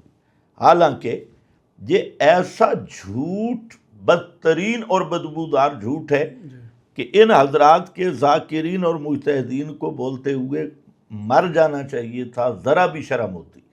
لیکن یہ قرآن پہ بھی جھوٹ بولتے، رسول اللہ پہ بھی جھوٹ بولتے. غدیر کے مقام پہ کوئی آیت نازل ہی نہیں ہوئی، کوئی آیت نہیں نازل ہوئی. اس پر کوئی باسند صحیح کوئی روایت نہیں. علامہ سیوطی نے در منصور میں، مردوی سالبی، اس طرح کے کچے کچے لوگوں نے بعض کچی باتیں لکھی ہیں. تو وہ بعض کچے لوگوں کا لکھ لینا، سیوطی خود ایک صوفی آدمی ہے، اور سالبی اور مردوی وہ اپنی تفاسیر میں لاتے ہیں. تو تفسیر میں ہر قسم کی محدثین کا فیصلہ ہے، رتب و یابس موجود ہوتا ہے، تو اسے حجت اور دلیل نہیں بنایا جا سکتا. اب دیکھیں، ایک ہی آیت دیکھ لیں تو سارا پول کھل جائے گا. یہ جو آیت ہے الیوم اکملت لکم دینکم، یہ آیت نازل ہوئی عرفہ کے دن، عرفات میں. اور غدیر خم کا واقعہ کب پیش آیا؟ 18 ذی الحج. اور عرفہ کا دن آپ تو حج کر کے آئے ہیں، کب ہوتا ہے؟ 9 ذی الحج. اور عرفات میں یہ نازل ہوئی. اچھا، یہ نازل ہو چکی تھی. اب ان پہ بنتا تھا سوال کہ الیوم اکملت لکم نازل ہو چکی ہے تو تمہاری امامت بعد میں کیا کر رہی ہے؟ اچھا، کچھ عقل بھی ہو، فطرت بھی ہو، تو سوال یہ ہے کہ اگر حضرت علی کی امامت اور خلافت بلا فاصل کا اعلان کرنا تھا تو جب سارے حاجی موجود تھے عرفات میں، مینا میں، آپ نے خطبات بھی دیے، تو وہاں اعلان کیوں نہیں کیا؟ بالکل. عرفات میں اعلان کرنا چاہیے تھا، کرنا چاہیے تھا۔ وہاں نہیں ہوگا، کیوں؟ اچھا، پھر آیت اکمال نازل ہو گئی، دین پہلے ہی مکمل ہو گیا، اور آیت تبلیغ اس پر بھی عمل ہو گیا۔ آپ بخاری مسلم اٹھائیں، بار بار آپ کو حل بلغ تو، حل بلغ تو، بے شک بے شک، کیا میں نے پہنچا دیا؟ میں نے پہنچا دیا؟ تو سب صحابہ نے کہا بلغتا، کہ آپ نے پہنچایا، کامل پہنچایا۔ پہنچا دی، بالکل۔ تو ہم قیامت کے دن گواہ ہوں گے۔ یہ بھی کب ہو گیا؟ میدان عرفات میں۔ وہ جو بلغ پر مکمل تبلیغ تھی وہ بھی ہو چکی ہے، اور میدان عرفات میں عصر کے وقت، نامی کے دن، شام، عصر شام میں شمار ہوتا ہے، جی اس میں یہ آیت الیوم اکملت لکم دینکم نازل ہو چکی ہے۔ جی، اب آپ اندازہ کریں، اب ان کو شرم آئی کہ اکمال دین بھی ہو گیا اور بلغ تو بھی ہو گیا، جی تو ہمارا اصولی مسئلہ پھر بعد میں غدیر پر کیا کرے گا؟ ایک چھپر اور تالاب پر۔ تو انہوں نے جھوٹ گھڑا کہ وہاں آیت تبلیغ نازل ہوئی، جی اور دوسرا جھوٹ یہ گھڑا کہ اس اعلان کے بعد پھر آیت اکمال نازل ہوئی، حالانکہ یہ قرآن کریم پہ صریح جھوٹ ہے۔ آپ دیکھیں کہ یہ جو میں نے عرض کیا کہ یہ آیت عرفہ کے دن، جمعہ والے دن میدان عرفات میں نازل ہوئی۔ اس کے راوی ہیں عبداللہ ابن عباس رضی اللہ تعالیٰ عنہ، دوسرے اس کے راوی ہیں حضرت سمورہ، اور تیسرے راوی ہیں حضرت فاروق اعظم رضی اللہ تعالیٰ عنہ۔ اچھا، اس کے لیے بخاری شریف ہی کو دیکھ لیں، ادھر ادھر جانے کی ضرورت نہیں۔ تو بخاری میں 4407 نمبر حدیث، 4606 نمبر حدیث، 7268 نمبر حدیث، اور مسلم میں 3017 نمبر حدیث، اور اسی طرح مسند البزار میں 4577، مسند احمد میں 188 نمبر حدیث، تقریباً کتب حدیث 154 کتاب میں یہ موجود ہے کہ یہ آیت کہاں نازل ہوئی؟ عرفات میں نازل ہوئی، جمعہ والے دن نازل ہوئی، نامی کے دن، اور غدیر کب ہے؟ 18 ذی الحج، جی 9 دن بعد، 9 دن بعد۔ تو اب شرم کی بات ہے، کتنے شرم کی بات کہ وہاں ملایا کیسے۔ اور اسی طرح جب یہ جھوٹ پکڑا گیا تو اگلا بھی پکڑا گیا کہ آیت تبلیغ وہاں کہاں نازل ہوئی؟ بلغ ما انزل الیک من ربک، تو یہ تو پہلے نازل ہو چکی تھی اور کافی عرصہ، بلکہ اس پہ تو حضرت جابر بن عبداللہ الانصاری اور دیگر حضرات فرماتے ہیں کہ وہ جو معروف واقعہ ہے بخاری میں، جو فتح مکہ سے پہلے کا، کہ ایک غزوہ میں نبی کریم علیہ السلام وہاں سوئے تھے اور ایک مشرک نے حملہ کیا تھا، تو اس کے بعد یہ آیت نازل ہوئی تھی، یعنی فتح مکہ سے بھی پہلے۔ تو خیر بہرحال وہ تو خود قرآن بتا رہا ہے بلغ ما انزل ہے کیا چیز۔ آگے 4 مسائل ہیں کہ کن مسائل کو بیان کرنا ہے۔ ایک، یا اہل الکتاب لستم علی شیء حتی تقیموا التوراۃ۔ دوسرا مسئلہ اس میں لقد کفر الذین قالوا ان اللہ ثالث ثلاثہ۔ تیسرا مسئلہ ہے لقد کفر الذین قالوا ان اللہ هو المسیح ابن مریم۔ اور چوتھا مسئلہ ہے افتعبدون من دون اللہ ما لا یملک لکم ضرا ولا نفعا واللہ هو السمیع العلیم، کہ حضرت عیسیٰ اور بی بی مریم سمیع نہیں، سمیع العلیم صرف اللہ ہے۔ یہ 4 مسائل تھے بلغ ما انزلہ کہ یہ سیاق میں ہے، اور ویسے تو لفظ ما عام ہے، یہ پورے قرآن کو شامل ہے، پورا قرآن پہنچا، اور سیاقاً 4 مسائل خصوصاً، اور یہ مسئلے بیان کرنا بہت مشکل ہے، مسئلہ لوگ بیان کر لیتے ہیں، جی لقد کفر سے فتویٰ بیان کرنا مشکل ہوتا مشکل ہوتا ہے۔ ہے، اور لقد کفر کے عنوان سے اس میں ایک مسئلہ اور بھی ہے غدیر قوم کے حوالے سے، اس کو لوگ عید غدیر کہتے ہیں، اور کیا اس کو عید غدیر کہنا قرآن و حدیث سے ثابت ہے یا نہیں؟ آپ کا بہت اہم سوال ہے۔ اچھا، میں 2-3 باتیں نا جو پہلی گفتگو ہو رہی ہے جی مولا کے معنی پر، یہ میں ذرا بتانا چاہتا ہوں اور اس کے بعد آپ کی سوال کی طرف آتا ہوں۔ اچھا، یہ جو مولا کا معنی میں نے آپ کو بتایا، اور جو مولا کا معنی کیا جاتا ہے، جی اور کیا کیا جاتا ہے کہ مولا خلیفہ بلا فصل۔ فصل جی اب سوال ہے کہ یہ معنی تو حضرت علی نے بھی نہیں سمجھا۔ حضرت علی نے تینوں خلفاء کے ہاتھ پہ بیعت کی اور کسی کے مقابل یہ حدیث نہیں پیش کی۔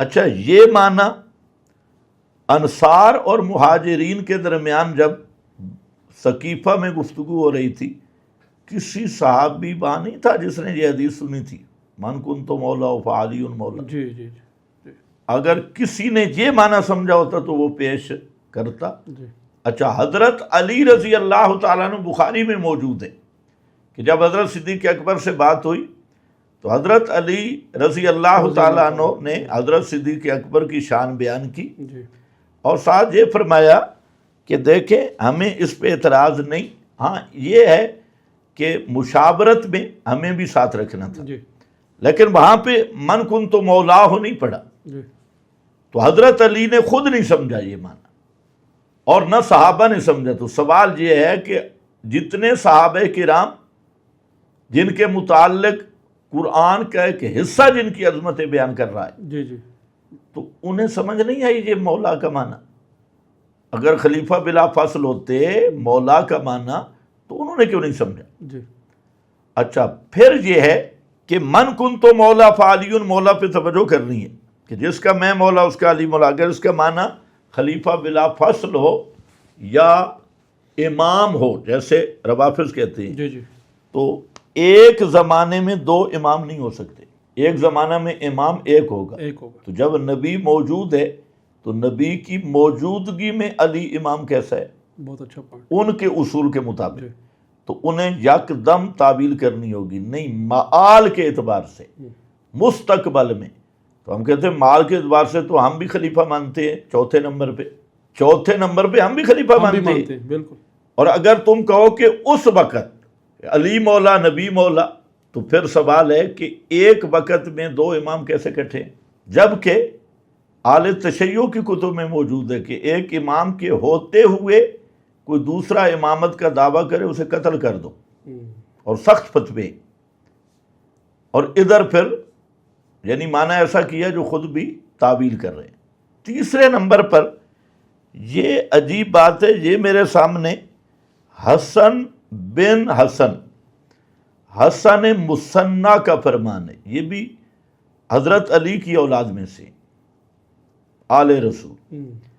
اچھا، ان کو ایک آدمی نے پوچھا اسی حدیث کے متعلق۔ اب دیکھ رہے ہیں کہ آل بیت نے خود کیا سمجھا اس حدیث سے، کہ آج ذاکر ملنگ کیا سمجھ رہا ہے۔ سألہ رجل علم یقل رسول اللہ صلی اللہ علیہ وسلم من کنت مولا فعلی مولا، کیا رسول اللہ صلی اللہ علیہ وسلم نے یہ نہیں فرمایا تھا؟ تو قال لی بلا، کہا مجھے کیوں نہیں، واللہ لو یعنی بذالک رسول اللہ صلی اللہ علیہ وسلم الامارۃ والسلطان۔ تو حسن مثنیٰ نے کہا کہ او جلو بھائی، اگر نبی کریم علیہ السلام اس جملہ سے یہ مراد لیتے نا کہ امیر ہونا یا بادشاہ ہونا، یعنی خلافت مراد لیتے یا امامت، تو پھر لَأَفْصَحَ لَهُمْ بِذَلِكَ، تو رسول اللہ صلی اللہ علیہ وسلم صریح فرماتے، صراحت کرتے، افصح صاف بات کرتے۔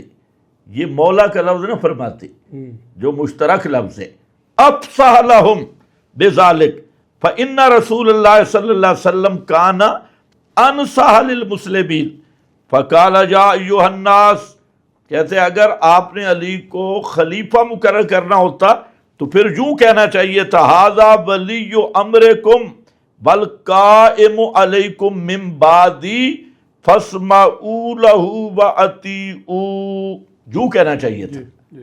یہ کون سا لفظ مولا کا بولا جس کے کئی معنی؟ یہ کون کہہ رہے ہیں؟ حسن مصنع۔ اچھا آگے کیا کہتے ہیں؟ کہتے ہیں لئن کان اللہ ورسولہ اختار علیا لہذا الامر وجعلہ القائم بہ للمسلمین من بعدہ ثم ترک علی ما امر اللہ ورسولہ لکان علی اول من ترک امر اللہ ورسولہ۔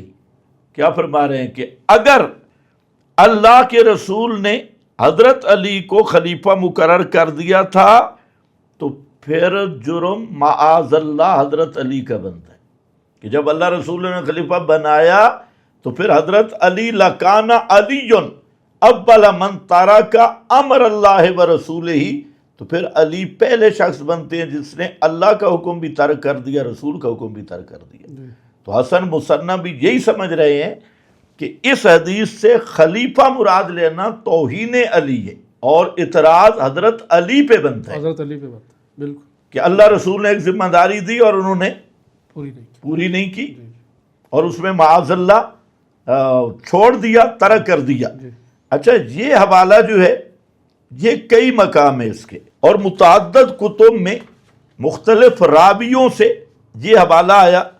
یہ جو میں نے آپ کے سامنے عبارت پڑھی یہ امام بہقی کی کتاب ہے الاعتقاد، اس سے اسی طرح امام خلال حنبلی، یہ بھی المتوفہ 311 ہجری، ان کی کتاب ہے السنہ، اس میں یہ لفظ آ رہے ہیں، پیچھے یہی عبارت ہے حسن مصنع کی کہ یہ مولا کا معنی نہیں جو تو کر رہا ہے۔ اگر آپ صلی اللہ علیہ وسلم نے حضرت علی کو خلیفہ منتخب کرنا ہوتا نا تو پھر صاف لفظ بولتے۔ آگے اس نے پھر مثال بھی دی، آگے یہاں کہتے ہیں کہ ان کان احد اعظم ذنبا ولا خطیۃ من علی، کہ اگر حضرت علی کی یہ ذمہ داری دی گئی اور انہوں نے خلافت نہیں سنبھالی تو پھر اعظم ذنبا ولا خطیۃ من علی، پھر کوئی اعظم و ذنبا کا اب ترجمہ کرنا بھی مشکل ہے، اور خطیۃً حضرت علی سے بڑا پھر کوئی نہیں بن سکتا۔ یہ محمد مصنع حسن مصنع کہہ رہے جی، جو آل رسول میں سے، آل رسول میں سے۔ اچھا پھر یہی کتاب سیر اعلام النبلاء میں امام ذہبی رحمۃ اللہ علیہ نے نقل کیا، فرماتے ہیں کہ حضرت علی بصرہ آئے، کچھ لوگوں نے حضرت علی سے پوچھا، ایک یہ سوال کیا کہ یہ جو خلافت امامت کا مسئلہ ہے، اللہ رسول صلی اللہ علیہ وسلم نے آپ کے لیے کوئی وصیت یا عہد کی ہے یا نہیں؟ مقصد یہ تھا کہ اگر یہ اللہ رسول کی طرف سے عہد ہے تو پہلے 3 خلفاء سے لڑائی کیوں نہیں کی، اور اگر یہ عہد نہیں تو اب حضرت معاویہ سے کیوں لڑائی کر رہے ہیں؟ بصرہ یہ سوال ہوا۔ تو حضرت علی رضی اللہ تعالیٰ عنہ کا جواب سنو، فرماتے ہیں کہ کوئی عہد نہیں تھا، اللہ رسول کی طرف سے کوئی عہد نہیں۔ اگلی گل بڑی عجیب ہے، آگے جو بات آ رہی ہے وہ بڑی عجیب ہے۔ فرماتے ہیں کہ اگر اللہ کے رسول مجھ سے عہد لیتے نا خلافت کا یا اللہ کی طرف سے ہوتا تو پھر ابو بکر صدیق اور فاروق اعظم کبھی بھی ممبر پہ نہ بیٹھتے۔ اور اگلی بات سننی ہے، کہتے ہیں کہ اگر اللہ رسول کا عہد ہوتا اور پھر میں خلافت کسی اور کے حوالے کرتا تو میں پہلا شخص ہوتا اللہ رسول کے عہد کی تکذیب کرنے والا۔ اس لیے خبردار، اگر کوئی عہد ہوتا میرے پاس کوئی طاقت نہ ہوتی تو اس چادر کے ساتھ بھی میں لڑائی کرتا، چاہے تلوار بھی نہ ہوتی، زبردست، اور میں رسول کی اس امانت کو نہیں چھوڑ سکتا تھا۔ تو کوئی اگلا جملہ عجیب فرمایا کہ میں وہاں موجود تھا، سفر میں نہیں تھا، آپ کے ساتھ تھا، بیمار نہیں تھا، صحت مند تھا، لیکن اس کے باوجود نبی کریم علیہ السلام نے مصلی ابو بکر صدیق کے حوالے کی، میری موجودگی میں، جی عذر بھی نہیں تھا۔ تو جب رسول نے ہمارا دین کا امام ابو بکر کو منتخب کیا تو ہم نے اپنے دنیا کا امام بھی ابو بکر کو منتخب سبحان اللہ، بہت خوب، بہت خوب۔ یہ حضرت علی رضی اللہ تعالیٰ عنہ نے صاف ارشاد فرمایا۔ اچھا، اس پہ اگر میں احادیث پیش کروں کہ صراحت کیسے ہوتی ہے، حضرت صدیق اکبر کی خلافت کی تو صراحت موجود ہے، تو یہ ایک لمبا جی جی اس کے لیے دوسری نشست رکھیں گے۔ جو سوال تھا وہ جو غدیر عید غدیر کو عید ہاں کی بنیاد اچھا، عید غدیر، بھائی دیکھیں صاف سا مسئلہ ہے کہ عیدیں وہی ہیں جو قرآن و سنت سے متعین ہیں، جی اور عید کا تقرر شارع کی جانب سے ہوتا ہے۔ جی یہ جو دینی اسلامی جی دو عیدیں وہ نبی کریم علیہ السلام نے پڑھی، صحابہ نے بھی پڑھی ہیں، اچھا پھر وہی عیدیں آگے بھی چلی۔ جی یہ جو غدیر کے نام کی عید ہے، یا ان حضرات نے تو وہ اپنے بابا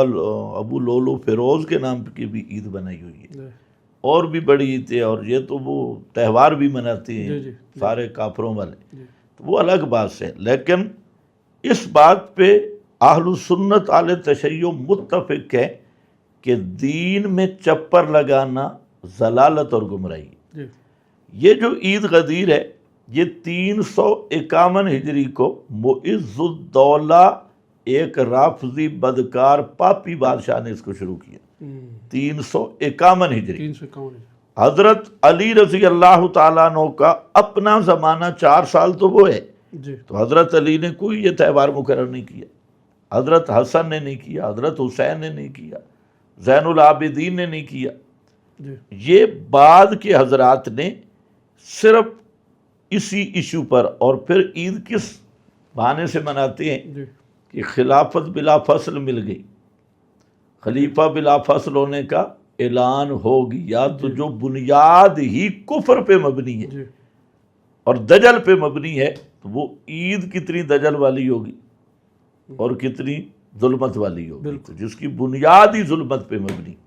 مولانا ایک بات جو ہے نا وہ میرے ذہن میں آ رہی تھی، حالانکہ یہ سوال نہیں ہے، مگر میں اس اپنے سوال سے ایک نقطہ اور کاٹنا چاہتا ہوں، میں فدق کی طرف نہیں جانا چاہتا۔ جی جی آپ نے جو بات حضرت علی المرتضیٰ شیر خدا کے متعلق فرمائی کہ یہ معنی بلا فصل کرنا یہ ٹھیک نہیں ہے، اور ہمیں یہ بات سمجھ بھی آ رہی ہے، تو وہ یہ کہ اگر حضرت فاطمہ رضی اللہ تعالیٰ عنہ کے زمانے میں فدق کا معاملہ مشہور ہے، میں اپنے اس سوال سے نا اس کو بھی کاٹنا جی چاہتا ہوں۔ جی صحیح ہے۔ تو اگر حضرت فاطمہ رضی اللہ تعالیٰ عنہ، کیونکہ وہ نبی علیہ السلام کی بیٹی ہیں اور باپ کے ارشادات کو بیٹی بہت اچھے طریقے سے سمجھتی ہے، جی جی اگر دوسری طرف کے نقطۂ نظر کو ہم لے لیں، اگر یہ سمجھے کہ جس طرح انہوں نے معنی کیا ہے خلیفتہ بلا فصل، حضرت علی کو قرار دیا ہے، تو حضرت فاطمہ کو یہ معنی سمجھ کیوں نہیں آیا؟ وہ کیوں جو ہے نا حضرت صدیق اکبر کے پاس گئی؟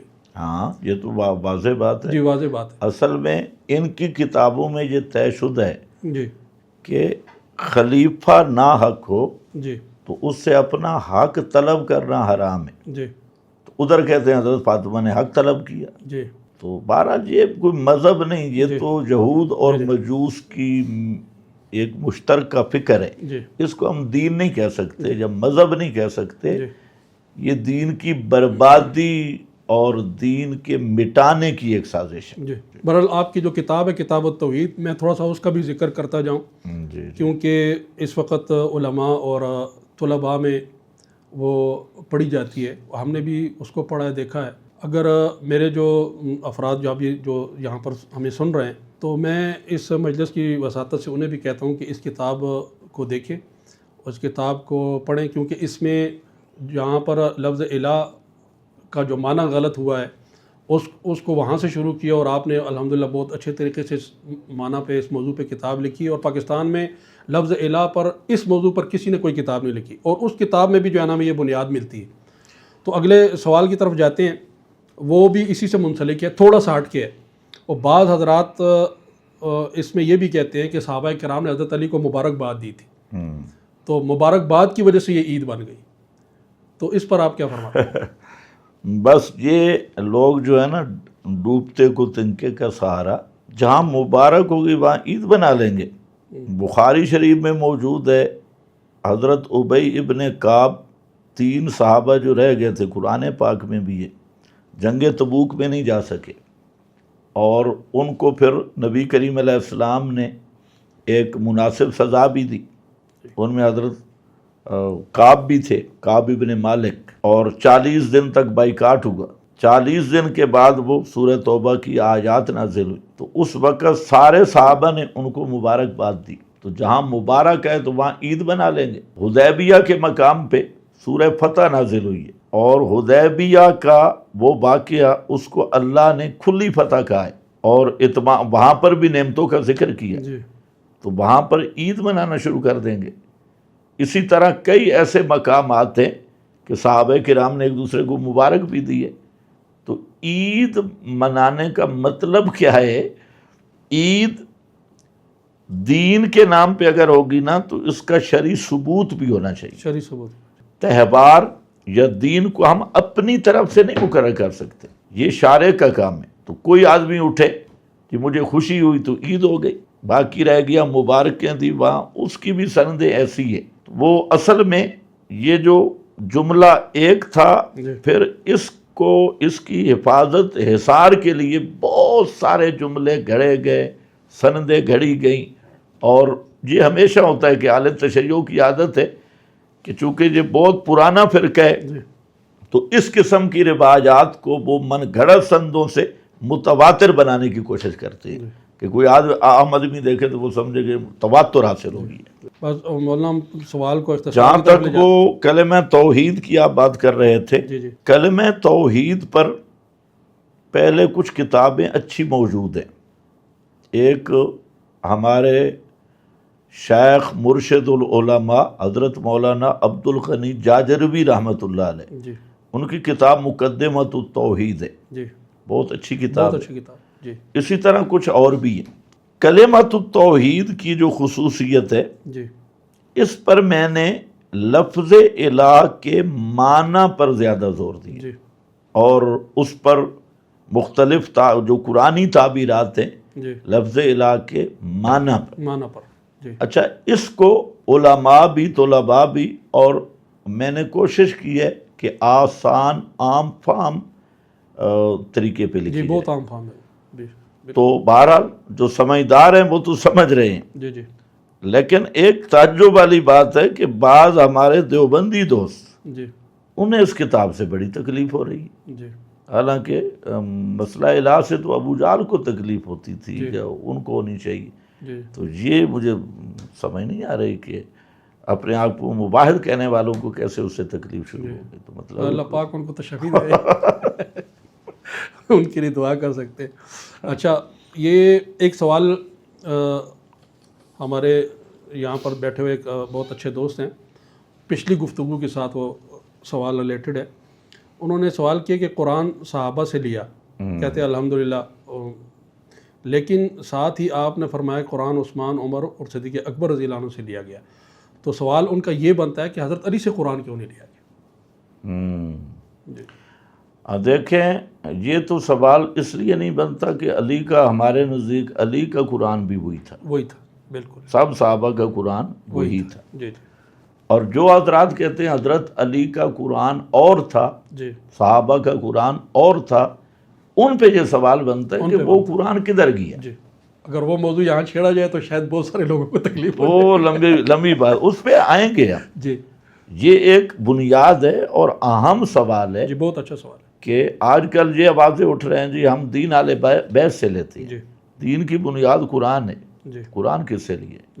اور حضرت علی کی خود تائید حضرت عثمان کے ساتھ موجود ہے۔ ہمارے ہاں دیکھیں، ہمارے ہاں ہم نے قرآن صحابہ اہل بیت دونوں سے لیے، بالکل، یہ تو ان کی تقسیم ہے، کیونکہ ہمارا نظریہ یہ ہے کہ صحابہ اہل بیت کا قرآن ایک تھا، بالکل۔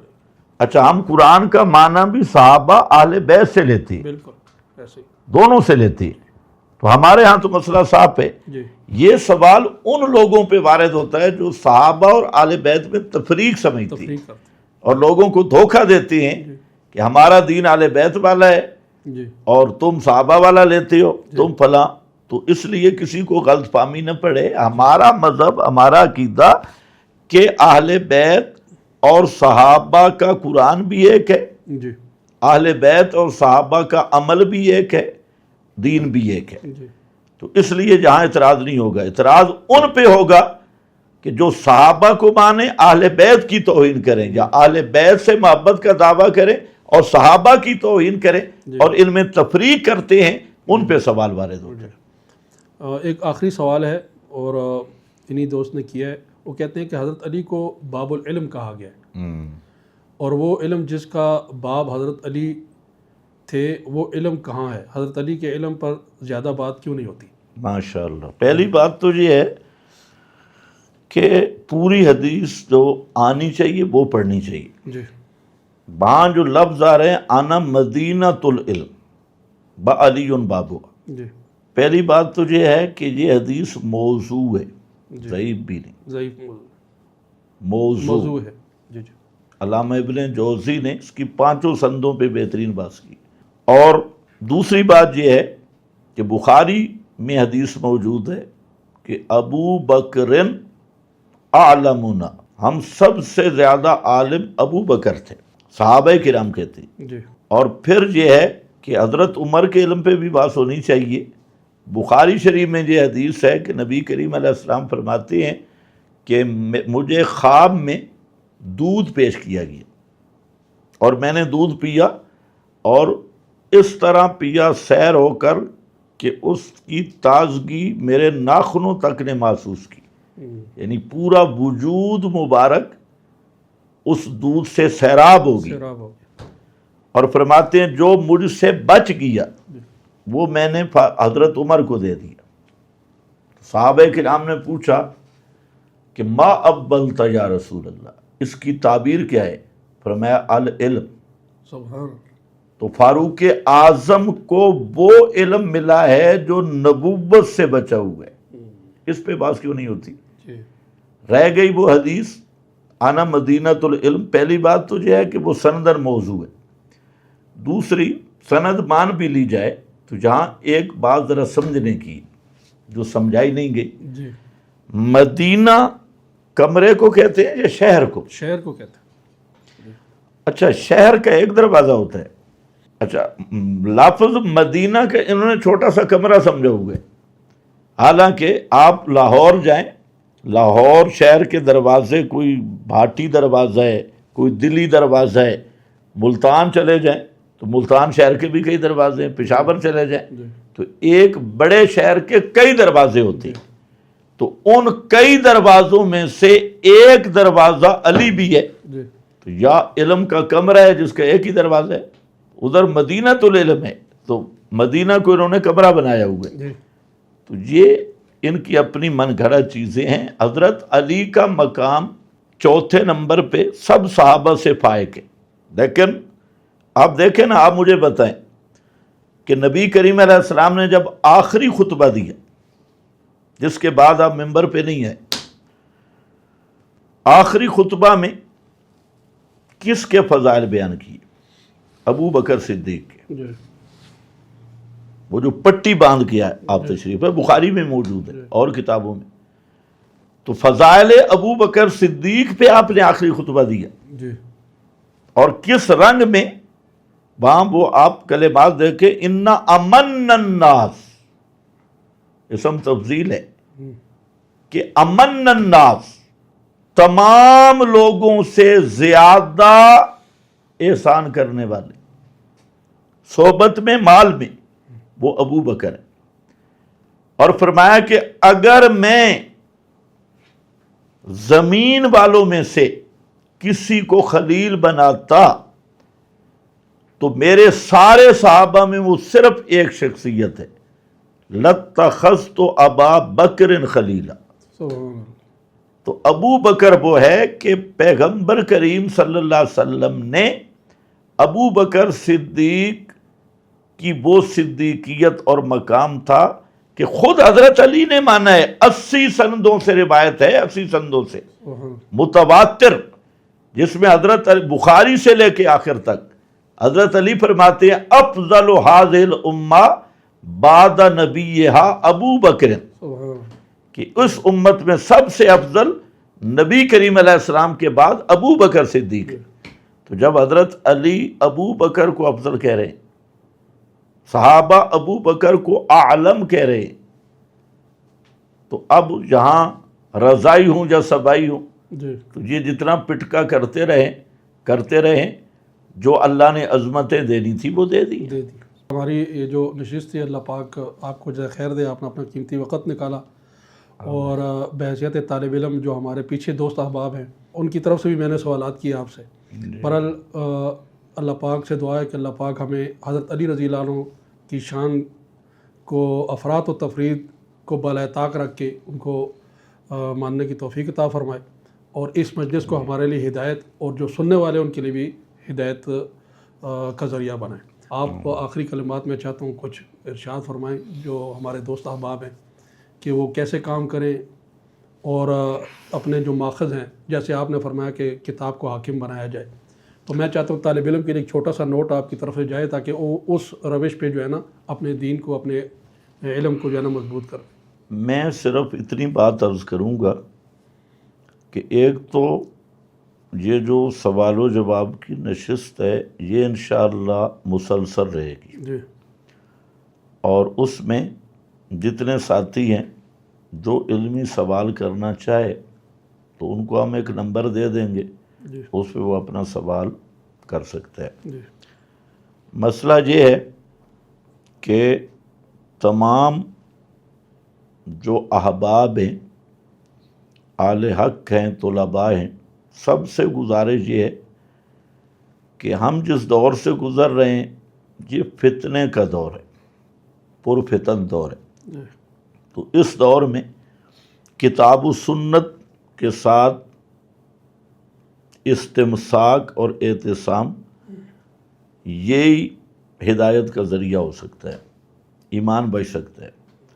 تو کتاب و سنت کے ساتھ اعتصام رہے، اور کتاب و سنت کا فہم وہی اختیار کیا جائے جو خیر القرون میں اختیار کیا گیا، اور جو ما انا علیہ و اصحابی، جو فہم صحابہ سے ملا، اہل بیت سے ملا، اسی پر اکتفا کیا جائے۔ اور یہ جو ایک تقسیم چل پڑی ہے، ایک پارٹی صحابہ کے نام پہ نعرے لگا رہی ہے، دوسری اہل بیت کے نام سے، تو یہ تفریق یہ زند کا ہے۔ اہل ایمان کے لیے ضروری ہے جی کہ نبی کریم علیہ السلام کی نسبت کا حیا اور ادب، احترام اور محبت کرے۔ جی اب دیکھیں، صرف رشتہ داری کا ادب احترام نہیں ہوتا، اگر ہوتا تو ابو لہب بھی نبی کریم علیہ السلام کا رشتہ دار تھا، ابو جہل بھی آپ کا رشتہ دار تھا، لیکن جو نسبت نبوت ہے وہ ایمان سے جڑتی ہے۔ صحابہ کرام کی عزت، ادب، ان سے محبت بھی نبی کی نسبت کی وجہ سے ہونا چاہیے، اور آل رسول سے بھی محبت، مودت اور ان کا احترام بھی نسبت نبی کی وجہ سے ہونا چاہیے۔